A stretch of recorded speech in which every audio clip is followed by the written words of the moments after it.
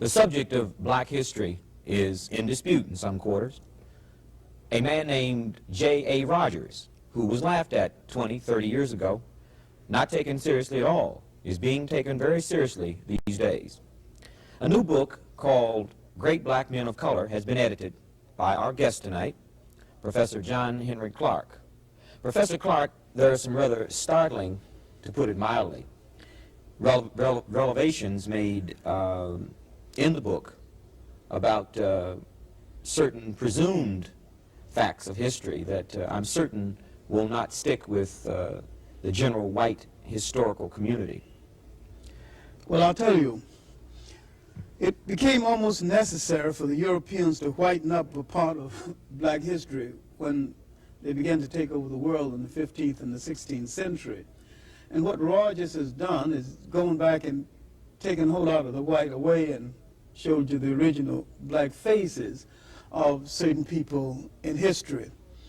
In this two-volume work, World's Great Men of Color, Volume 1 is devoted to the Old World, and Volume 2 is devoted to the New World. The first thing he does is to put Egypt in proper context and to show Egypt and the great personalities of ancient Egypt as black people.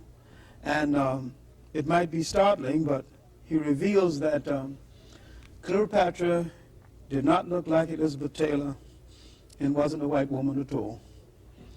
And I think his book starts in Egypt with the other great characters in Egypt, Imhotep, the real father of medicine, father of architecture, builder of the step pyramids, forerunner of astronomer, a man who was accepted as a god in Europe long before the birth of Christ. Imhotep lived about 5,000 years ago. And early Europe accepted quite a few Africans as deities. And Imhotep was one of them.